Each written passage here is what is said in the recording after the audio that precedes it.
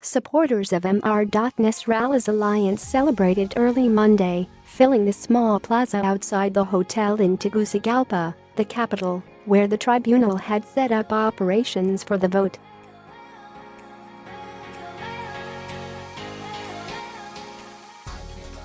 Although Mr.Hernández has succeeded in reducing some of the murderous violence besieging Honduras, and he has promoted social programs, his likely election loss reflected how polarizing he has become.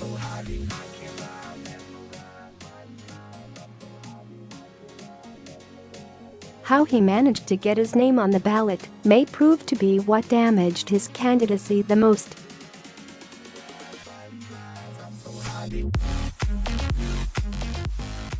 The Honduran Constitution includes an ironclad ban on presidential re-election, a prohibition so unshakable that it was cited as the reason for ousting President Manuel Zelaya in a 2009 coup.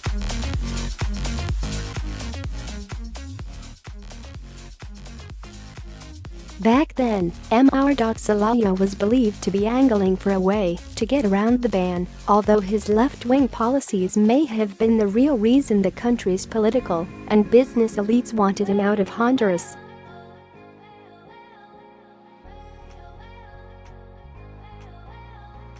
If Mr.Nasralla becomes president, Mr.Zelaya will return firmly to the center of Honduras's political scene.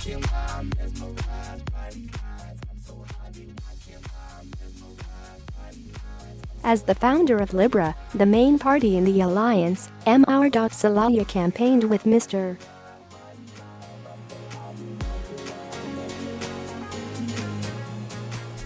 Nasralla and was widely seen as the alliance's main strategist.The alliance platform was drawn up with contributions from Libra supporters, including ministers and economists who had worked in Mr.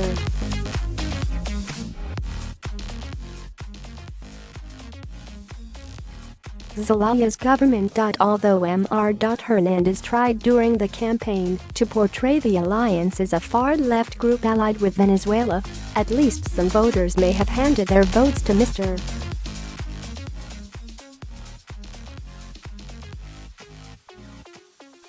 Nasralla because they were nostalgic for Mr.Zelaya, who raised the minimum wage sharply.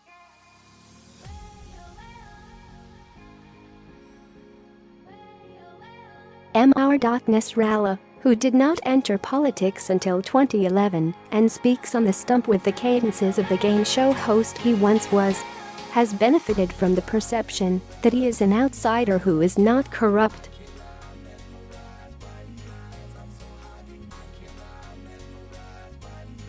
Mr.Hernández gambled that voters would be willing to hand him more power in exchange for increased security.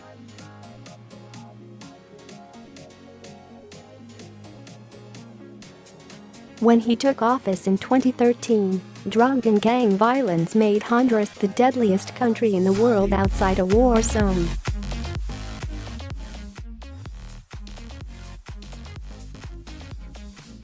With tens of millions of dollars a year in aid from the United States, Mr.Hernández dismantled several drug cartels and extradited a dozen traffickers to the United States.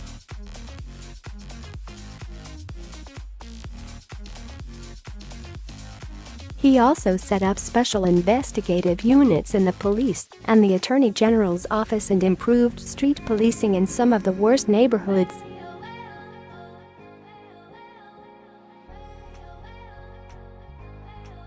Thousands of corrupt or inefficient police officers were fired and replaced by newly trained ones.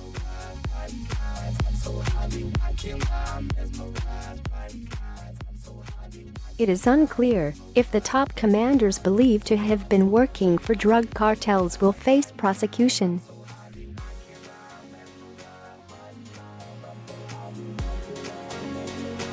The overall homicide rate fell 28% through 2016 and has continued to decline, although Tegucigalpa and the country's industrial capital, San Pedro Sula, remain among the world's most murderous cities.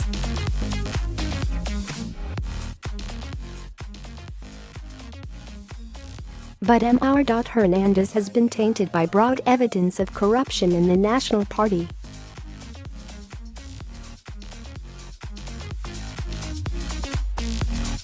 Frustration with corruption spilled onto the streets in 2015 when Hondurans marched in torchlight demonstrations for weeks.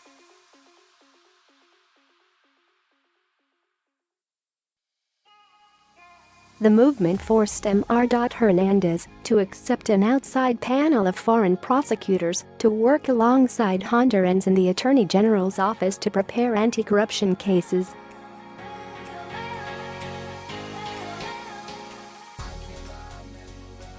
The fate of that panel would be unclear under Mr.Nasralla's presidency.The government would be unlikely to roll back measures that have worked to reduce violence, although Mr.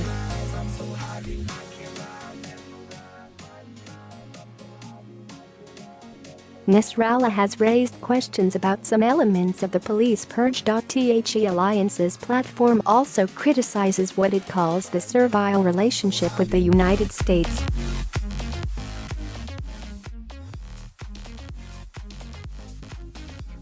Mr.Nasralla would also face demands to increase economic growth and create jobs in one of Latin America's poorest and most unequal countries.